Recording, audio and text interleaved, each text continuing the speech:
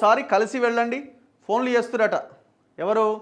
ధరణిలో ఎవరైతే అప్లై చేసుకుంటారో పలు రకాల సమస్యలు ఉన్నాయని వాళ్లకు రెవెన్యూ ఆఫీస్ నుంచి ఫోన్లు వస్తున్నాయట. ఒక్కసారి వచ్చి కలిసిపోరు జరా అని. ఏందో మరి లాలుచి. చర్చనీయాంశంగా అధికారులు ఉద్యోగుల వ్యవహారం. ఇప్పటికే ఏళ్లుగా TM33 అప్లికేషన్లు పెండింగ్. ఉన్నతాధికారులను ప్రసన్నం చేసుకోవాల్సిందేనా? అప్లికెంట్స్లో పెరుగుతున్న ఆందోళన. అకారణంగా రిజెక్ట్ చేస్తారేమో అని అనుమానం. ఓసారి వచ్చి కలిసి వెళ్ళండి అని ధరణి దరఖాస్తుదారులకు అధికారులు చెబుతూ ఉండడం చర్చనీయాంశంగా మారింది. భూ సమస్య పరిష్కారానికి TM33 మాడ్యూల్లో అప్లై చేసుకున్న ఓ దరఖాస్తుకు కింది నుంచి పైదాకా అధికారులంతా పాజిటివ్గానే రిపోర్ట్ పంపించారట, దాన్ని చేయొచ్చు అని. ఆ తర్వాత దరఖాస్తుదారుడు ఓ అడ్వకేట్ని వెంటబెట్టుకొని సమస్య, రిపోర్ట్, పరిష్కారం వంటి అన్ని అంశాలను ఉన్నతాధికారులకు వివరించిండట. అయినా మళ్ళీ వచ్చి కలిసి వెళ్ళాలి అని చెప్పడంతో ఆయన కంగుదిన్నాడట. మొన్ననే డౌట్స్ అన్ని క్లియర్ చేసి వచ్చాను, మళ్ళీ ఎందుకు పిలుస్తున్నారో అర్థం కావడం లేదని వాపోతున్నాడట.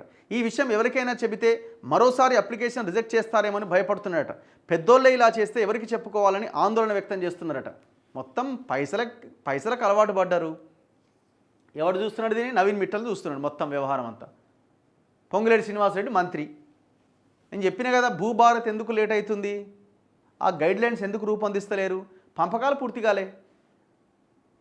ఇప్పుడు 10 ఏళ్ళుగా వాడు ఎంత కబ్జా చేసిండు, ఆ భూమిలో మనకేమైనా వాటా వస్తుందా రాదా? ఇస్తావా ఇవ్వా? ఇలా కలపాలనా లేదా? నీ పట్టా భూమి కింద రాయాలనా వద్దా?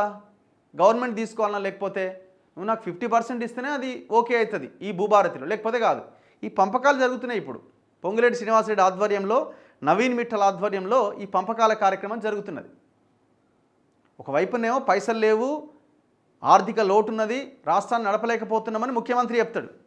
ఇంకొక వైపునేమో మనలాంటి వాళ్ళని చెప్తున్నాం, ఆ కబ్జా అయిన భూములు, గవర్నమెంట్ భూములు వెనక్కి తీసుకోండి, దాన్ని వేలం వేస్తే రాష్ట్రం మంచిగా అద్భుతంగా నడుస్తుంది అని చెప్తున్నాం. ఆ పని చేస్తలేరు. ఈ ఒకవైపునే భూములు పంచుకుంటారు, ఇంకోవైపునే ఆర్థిక లోటు అంటారు. మీ పార్టీలో ఉన్న ఎమ్మెల్యే అనిరుద్ధ్ రెడ్డి ఆయన మొన్న వంశీరామ్ బిల్డర్స్ సంబంధించిన పెద్ద స్కామ్ ఉంది, వంశీరామ్ మ్యాన్ హటన్ పేరుతో నిర్మిస్తున్నది, దీని విషయంలో పొంగులేటి అసలు రెస్పాండ్ అవుతలేడని ఆయన మీ పార్టీ ఎమ్మెల్యేనే చెప్తున్నాడు. గతంలో కూడా మాట్లాడండి ఆయన. మరి ఇప్పుడు అప్లికెంట్స్కి ఫోన్ చేసి మీరు వచ్చి కలిసి వెళ్ళండి అనే మాట ఎందుకు చెప్తున్నారు అధికారులు?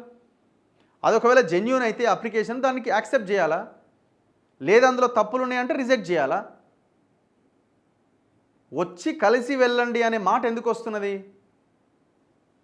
ఇట్లా కొంతమంది అధికారులు అప్లికేషన్లన్నీ పెండింగ్లో పెట్టుకుంటున్నారు, అసలు దాన్ని క్లియరే చేస్తలేరు, కావాలని కూడా క్లియర్ చేస్తలేరు. కొంతమంది రెవెన్యూ డిపార్ట్మెంట్లో ఎట్లా తిమింగలాలు తయారైపోయారు కొంతమంది, అందరు కాదు, కొంతమంది.